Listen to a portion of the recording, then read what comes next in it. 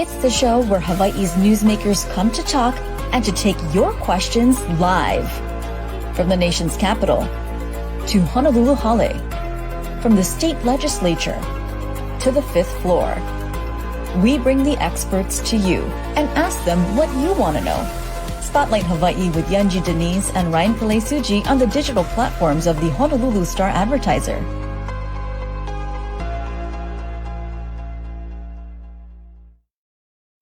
Well, aloha and happy Aloha Friday. My name is Ryan Kalesuji, joined by Yunji Denise, and this is Spotlight Hawaii on the digital platforms of the Honolulu Star-Advertiser. We've been covering Governor Josh Green and his role, of course, as governor and the appointees that he is picking to lead various departments. And so we're getting to know some of these leaders, one of whom was recently confirmed by the Senate and focusing on the Department of Hawaiian Homelands. Yes, we are so lucky this morning to welcome the director of the Department of Hawaiian Homelands. Kali Watson is joining us. Thank you so much for being here. Hi, aloha. Thank you for inviting me. I appreciate it, Ryan and Yunji.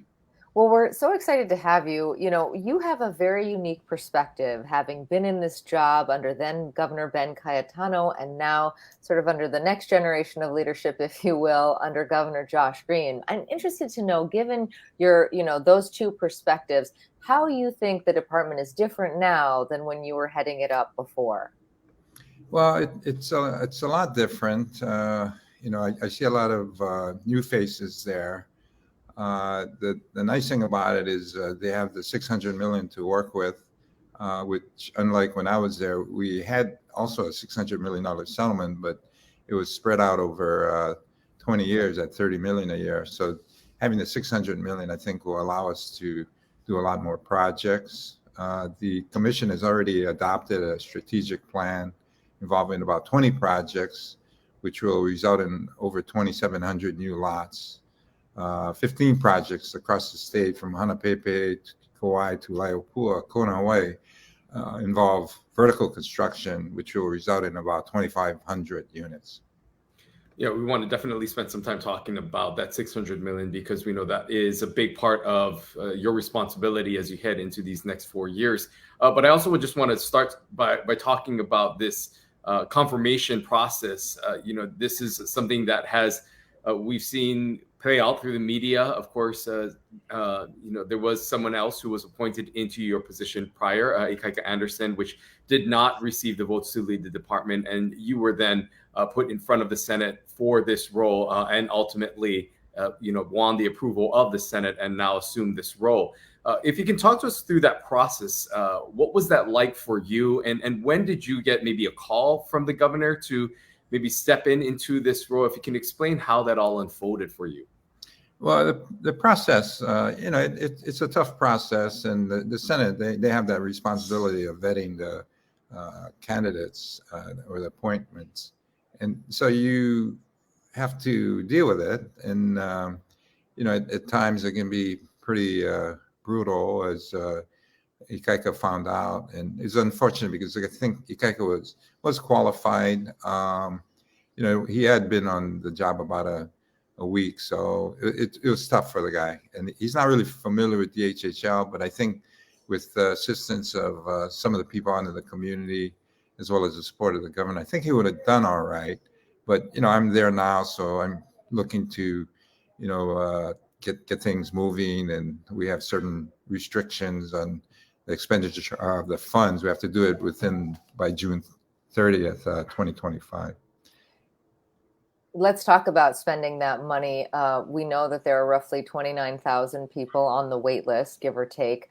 How much of an impact do you think that $600 million can make? And how are you hoping to leverage those funds, perhaps to bring in additional money to make those dollars stretch a little further? Well, the $600 million is definitely going to have a major impact on the wait list.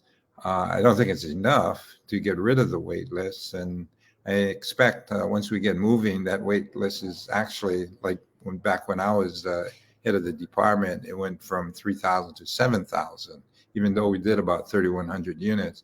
So I anticipate a similar reaction or response when we start moving along. I mean, there's a lot more people out there that could qualify to get on that waiting list. So I think the 600 million is a step in the right direction. I plan on leveraging that in quite a few ways.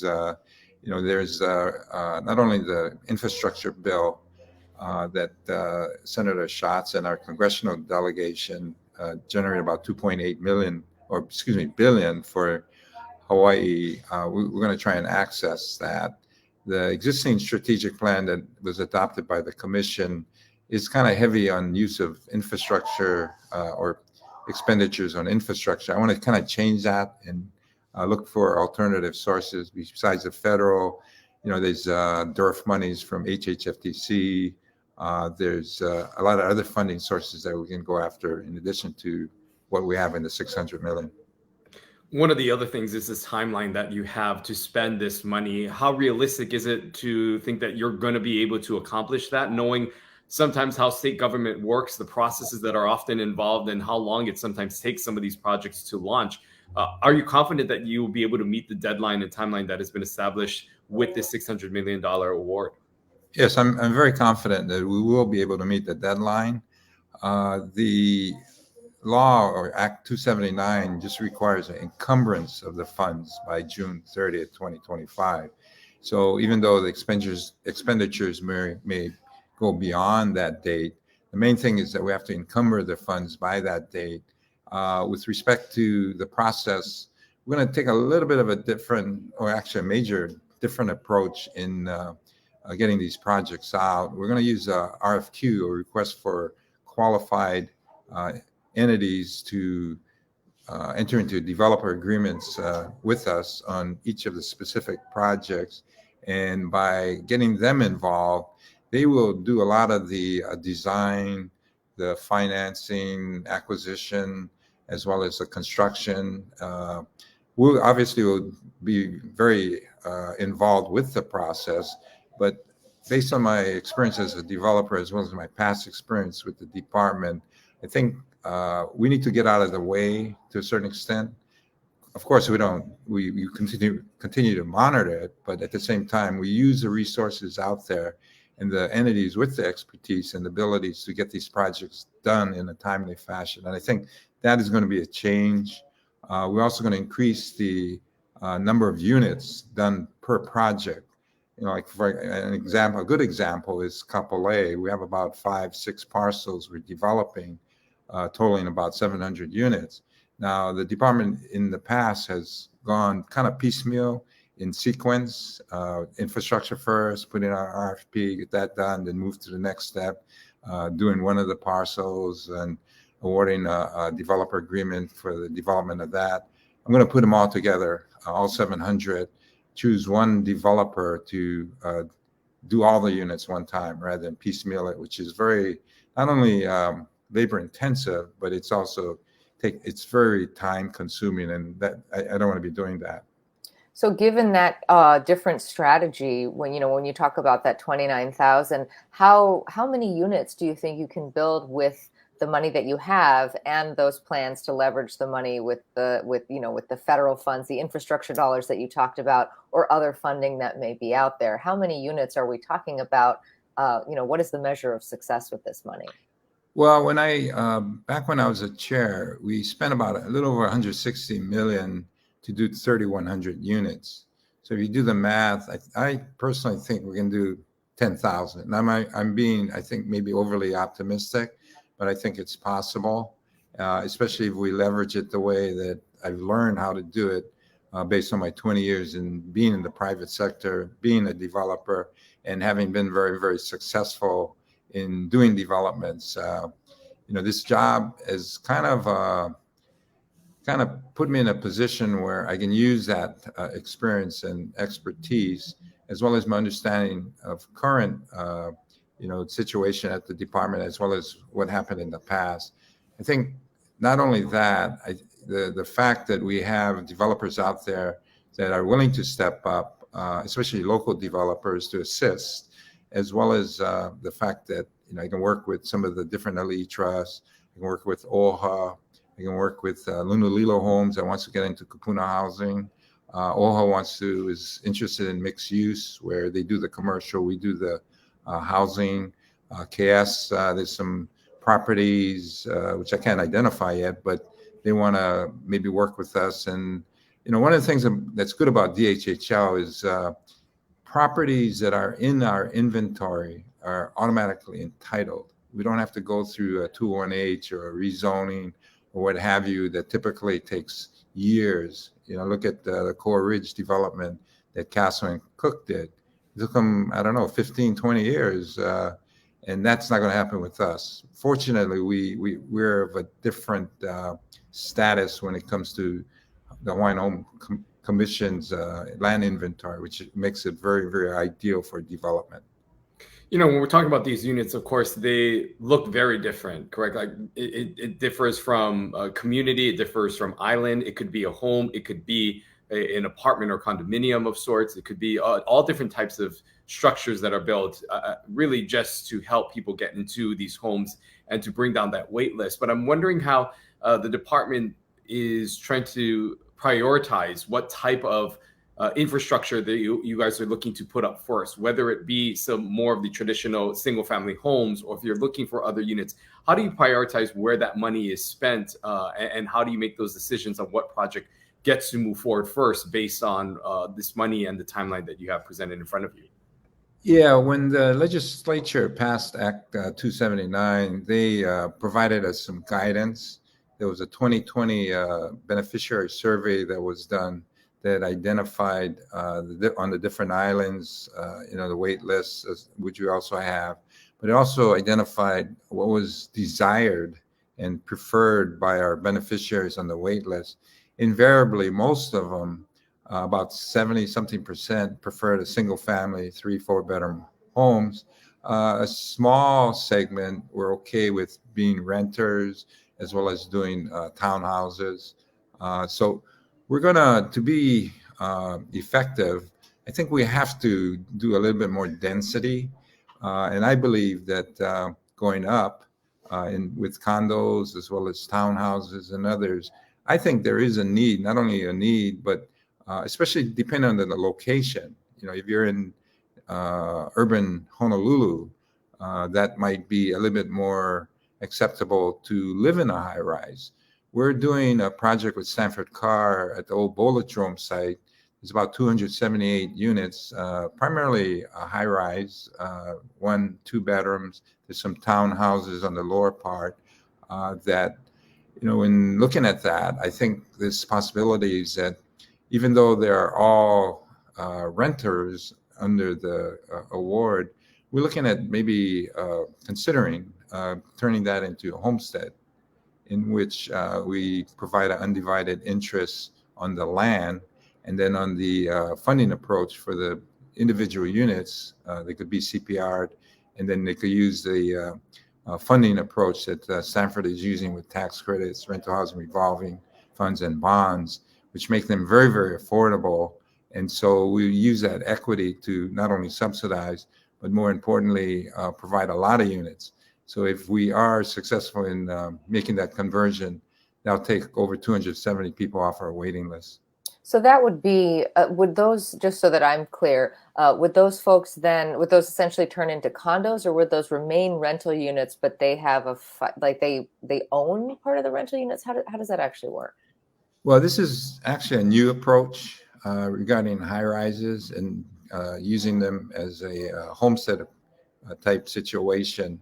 That's never been done before. Even the townhouses and multiplexes, that's never been done before.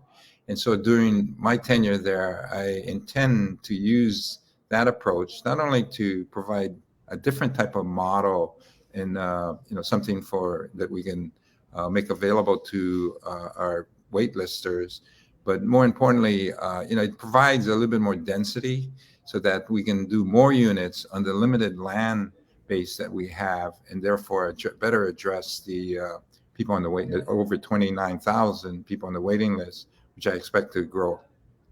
And let's talk a little bit more about that, because while this $600 million is a big investment and something that is historic for the department, you still are tackled and faced with all those others, that remain on this wait list. How do you plan as the director now in knowing that you have the $600 million that you have to focus on, but you also have to look at the future of how to take care of all these others and cut back on that wait list. What other ways or means do you think can be done to address the long-standing issue rather than just a band-aid of a few, this $1 million and this funding now, but long-term, how to eventually begin to chip further away at this, long wait list that we see?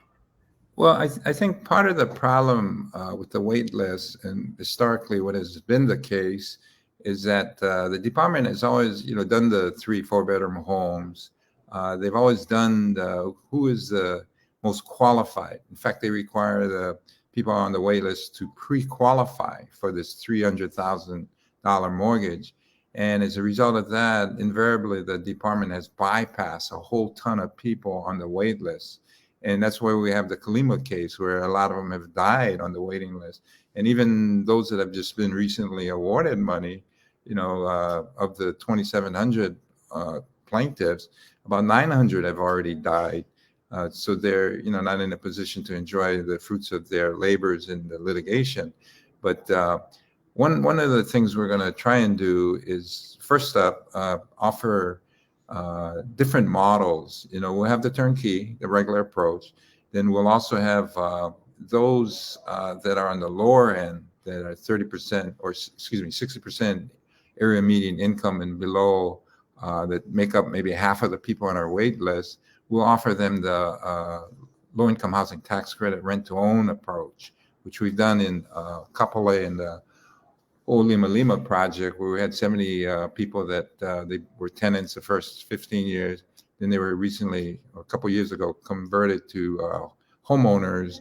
They took out a Nahaza loan for the balance of the loan, which was about $60,000.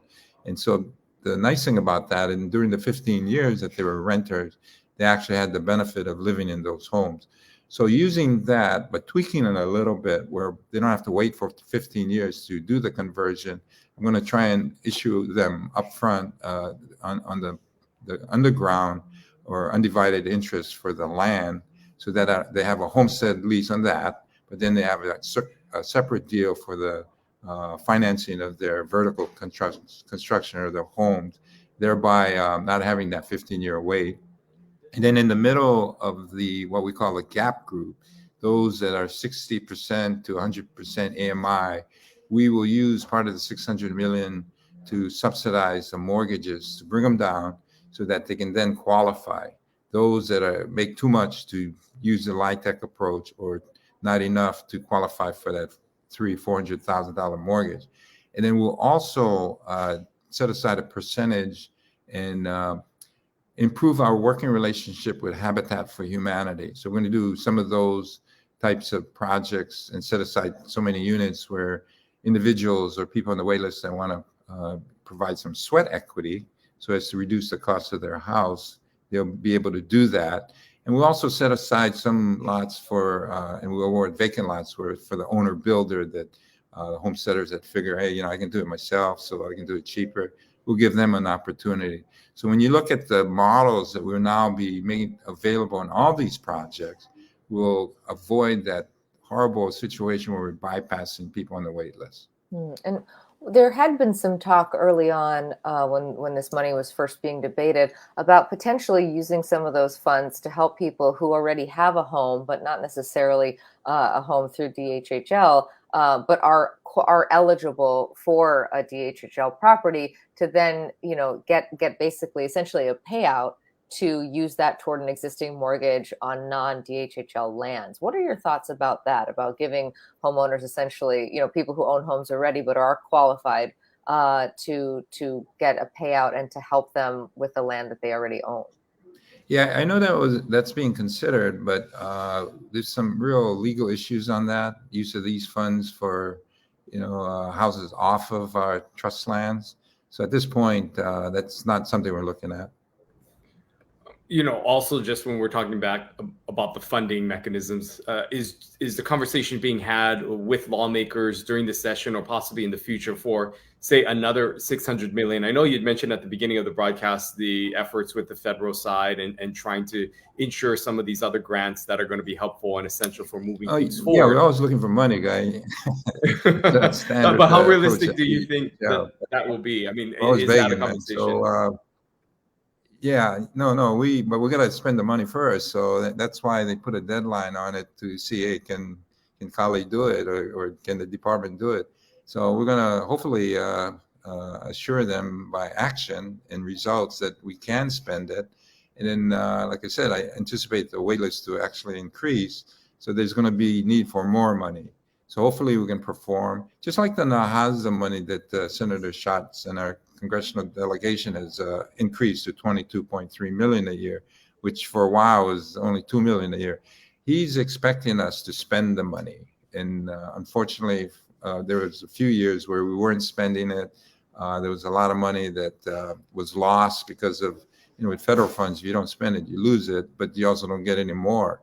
So we're trying to, use those funds for other things, such as transitional housing, working with the SHA and the different associations for those guys that don't fit into any of the models. And, they need a little guidance and a place to live, as well as the services of multi-service centers that we also will set up in conjunction with these transitional housing projects located in the homesteading and project areas.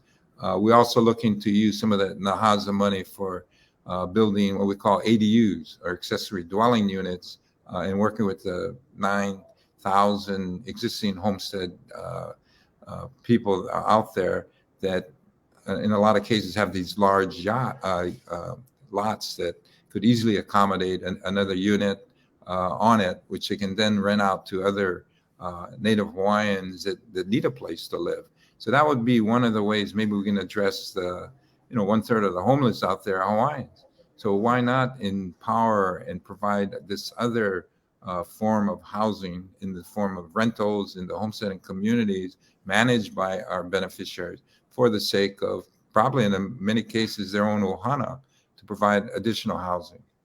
I mean, you are talking about just sort of firing on all cylinders here. I'm interested to know about the workforce that you have at DHHL and if you have the resources to really stand all of these programs up, because you're talking about really expanding this program in a very fundamental way. Yeah, we're gonna first we're gonna have to fill. We're missing about 40% of our staff. We have about 200. We're missing about 80. So we had a job fair the other day.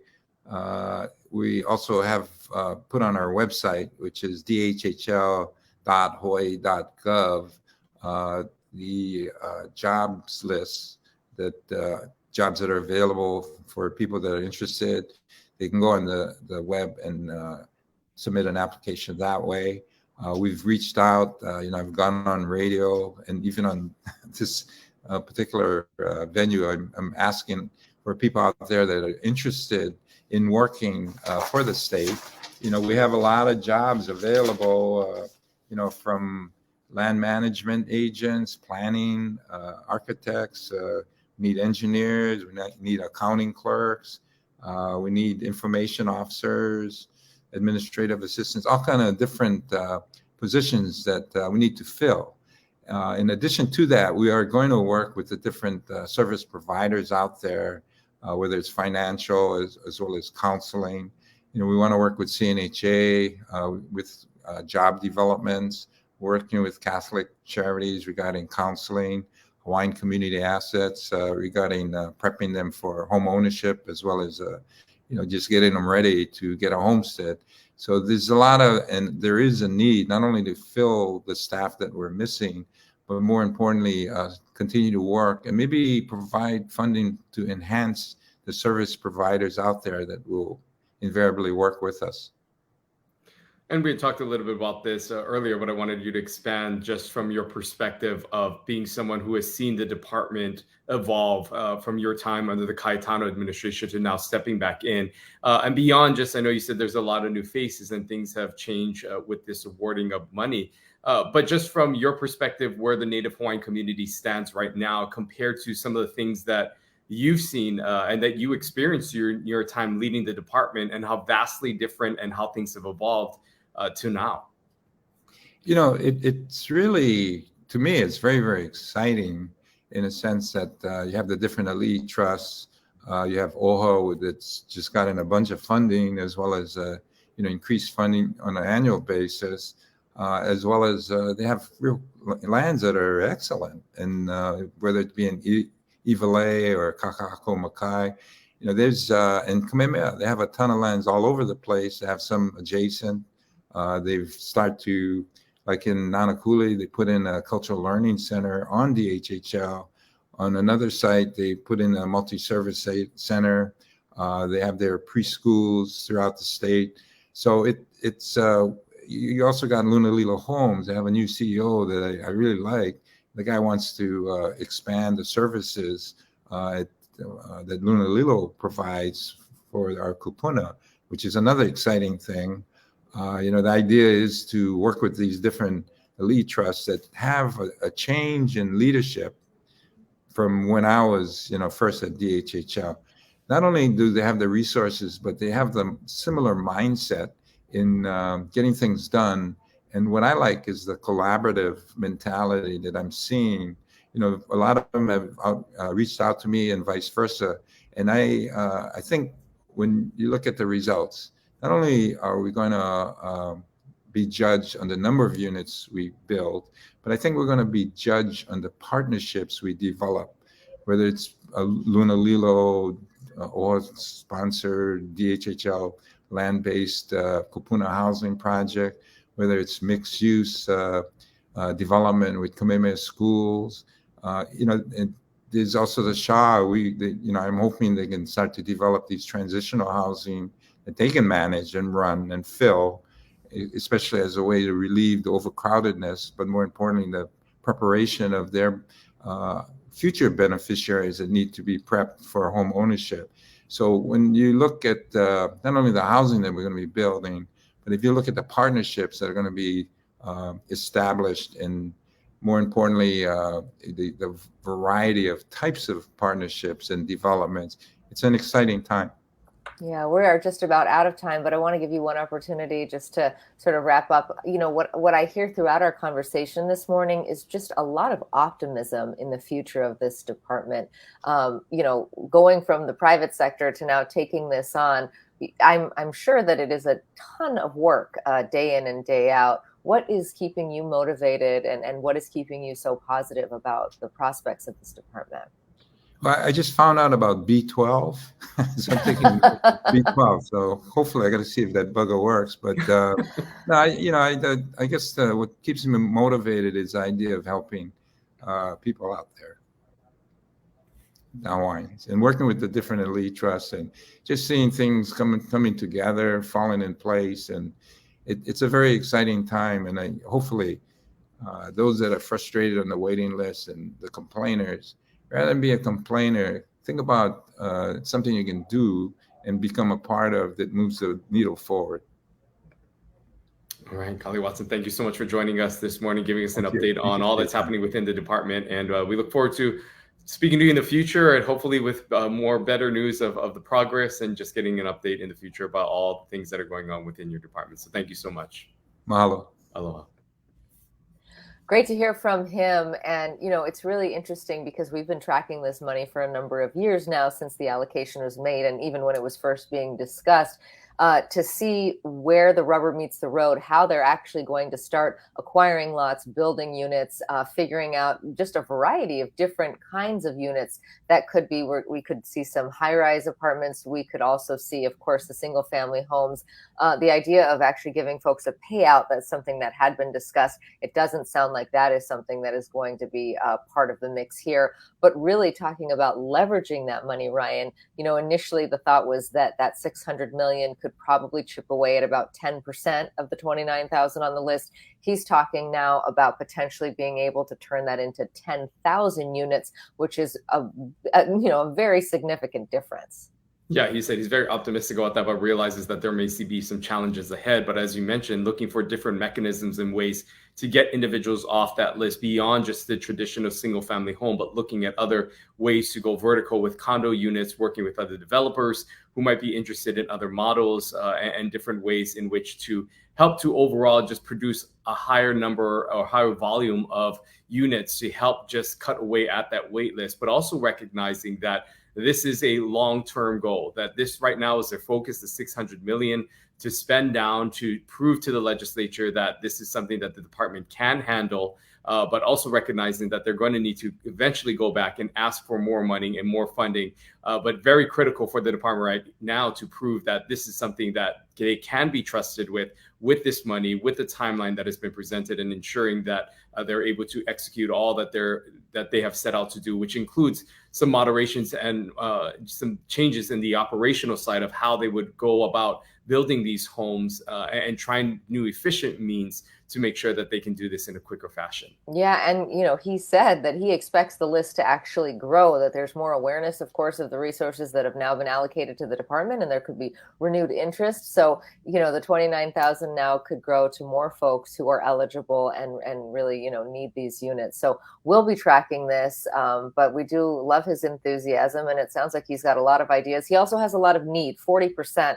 Of staffing need there. And he's saying that he needs it all: architects, planners, admin, you name it. So really encouraging people to join up with the department to explore those employment opportunities and see if there is a place for you to be part of what he calls moving the needle forward and being part of the solution. On Monday, we shift gears. We're talking about rail again. It's been a while since we've caught up with Lori Kahikina. The mayor, in his State of the City address, did say that he expects people to be on the train by this summer. So we're going to check in with her, see if that's actually the case. Yeah, a lot of excitement happening there. So great to get an update from her on all the things that are happening regarding rail and HART as things continue to move forward on a project that many people are, I think, excited about actually seeing riders on the rail line in just a few months. So looking forward to that conversation on Monday. We hope you have a great weekend. We'll see you right back here on Monday for another episode of Spotlight Hawaii. Aloha. Aloha.